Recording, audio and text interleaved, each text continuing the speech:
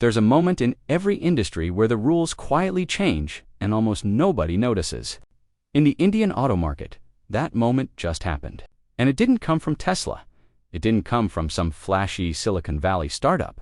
It came from the most boring, most predictable, most underestimated car company in the country. Maruti Suzuki just launched an electric car for $13,000, and the entire industry is pretending to be calm about it. But behind closed doors, spreadsheets are being rewritten. Strategy meetings are being called because what Maruti just did isn't supposed to be possible. Not at that price, not with that technology, and definitely not from a company that everyone assumed had already lost the EV race before it even started. But before you can understand why this car matters, you need to understand something about how India buys cars. Because India doesn't buy cars the way Europe does. It doesn't buy cars the way America does. In India, a car purchase is a family decision. It sits at the dinner table for weeks. The father checks the mileage. The mother checks the boot space. The uncle, who knows someone at the dealership, checks the resale value. And at the end of all that discussion, one question survives every debate. How much will it cost me to own this thing over the next 10 years? Not the sticker price. The total cost. Fuel, maintenance, insurance, repairs. That's the equation Indian families solve. And for 40 years, one company has consistently won that equation. Maruti Suzuki. Their cars aren't exciting. Nobody pins a Wagon R poster on their bedroom wall. But they start every morning. They sip fuel instead of gulping it. And when something breaks, the nearest service center is never more than a short drive away. That's not glamour. That's trust. And in India, trust outsells everything. So when the electric revolution started gaining speed, something interesting happened. Every competitor rushed to make a statement. Tata launched the Nexon EV early and earned the first mover badge. BYD arrived with aggressive technology and pricing that turned heads. Tesla loomed in the distance, promising a future that felt 5 years away from being affordable. And Maruti watched, quarter after quarter, press conference after press conference, nothing. The business press started writing the obituary. Maruti is too late. Maruti doesn't understand EVs. The company that ruled petrol will be irrelevant in electric. And for a while, it really did look that way. But there's a difference between a company that can't move and a company that chooses not to. And the difference only becomes obvious when they finally do. The Vitara didn't arrive with a TED Talk or a celebrity unveiling. It arrived with a price tag, $13,000 to $14,000, and that price tag said more than any keynote ever could. Because in the EV world, price isn't just a number, it's a message. It tells you who the car is for. A $40,000 EV says this is for people who already believe in electric and can afford to act on that belief. A $25,000 EV says this is for the early adopter willing to stretch their budget. But a $13,000 EV, that says something entirely different. That says you don't need to believe in anything. You don't need to be an early adopter. You just need a car. And this one happens to be electric. That shift from conviction purchase to casual purchase is what nobody else has managed to trigger. And it's exactly what Maruti has been engineering behind the scenes. Now, the first question everyone asks is, where's the catch? $13,000. What did they leave out? What's cheap about it? What's going to break? And honestly, that skepticism is fair. Because in most industries, a price that low means compromises that hurt. But Maruti didn't get here by cutting corners. They got here by choosing different corners entirely. Start with the battery. Every EV company faces the same dilemma. The battery is the most expensive part of the car, sometimes 40% of the total cost. Most companies solve this by either accepting a high price tag or reducing battery size until the range becomes embarrassing. Maruti took a third path. They chose LFP chemistry. Lithium iron phosphate. It's not the flashiest battery technology available. It won't give you the highest range per kilogram. But it does three things exceptionally well. It's cheaper to produce. It lasts significantly longer before degrading. And it's far less likely to overheat or catch fire.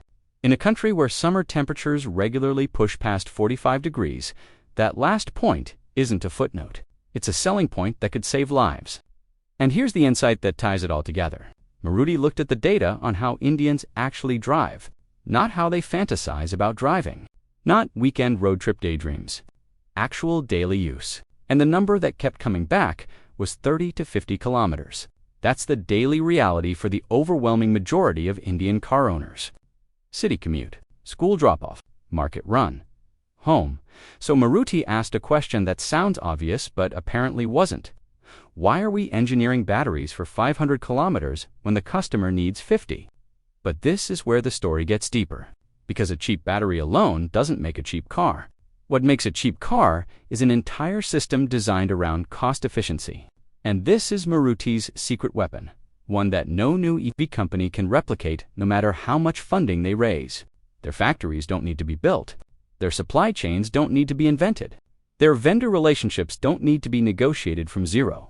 Every single component benefits from a volume advantage that took 4 decades to build. When Maruti orders a part, they order it in quantities that drive the unit cost into the floor. A startup ordering the same part in small batches pays 3 times more. Multiply that difference across thousands of components, and you start to see how $13,000 becomes possible without sacrificing quality. Then add localization. Maruti builds almost everything domestically. No expensive imports sitting on container ships. No currency fluctuation risk. No customs duties inflating the final price. The car is born in India, made for India, priced for India, and the final piece, featured discipline. This is perhaps the most counterintuitive move. In an era where every car company is competing to add the biggest screen, the most cameras, the loudest sound system, Maruti deliberately chose restraint. No massive infotainment display trying to compete with an iPad. No suite of driver assistance features that most buyers won't use. Instead, the budget went where it actually changes the ownership experience. Battery longevity, ride quality, structural safety, cabin space. The things you feel every single day, not the things you show off once at a dinner party. And this is where the story starts getting uncomfortable. For everyone else in the market, because underneath the e-Vitara is something most buyers will never see but competitors are studying very carefully. A dedicated electric platform. This matters more than almost anything else about the car. Many companies, even some big ones, build their first EVs by modifying existing petrol platforms. They take a car designed around an engine and try to retrofit a battery into it. The result is always a compromise. Weird weight distribution. Reduced interior space. Packaging that feels forced rather than designed. Maruti didn't do that.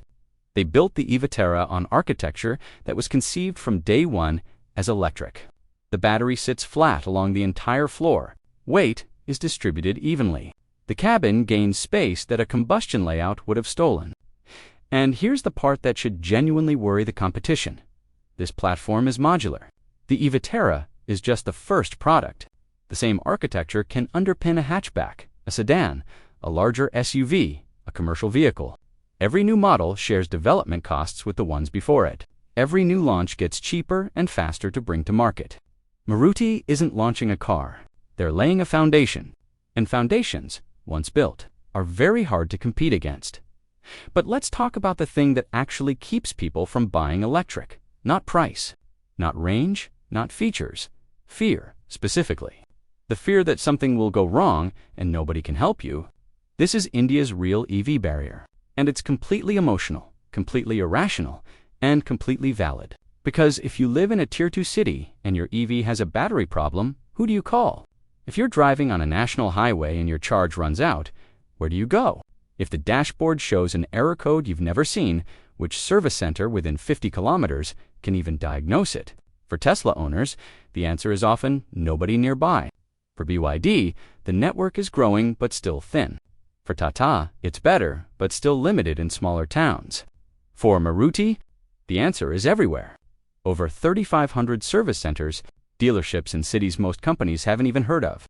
Mechanics who've been trained on Maruti vehicles for decades. The moment Maruti puts an EV badge on a car, that entire infrastructure built over 40 years activates overnight.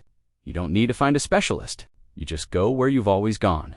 And that single fact might matter more than every spec sheet combined. Now, is the charging situation perfect? No. India's public charging network is still catching up. Highways have gaps. Smaller towns are underserved. But Maruti is betting on something smart.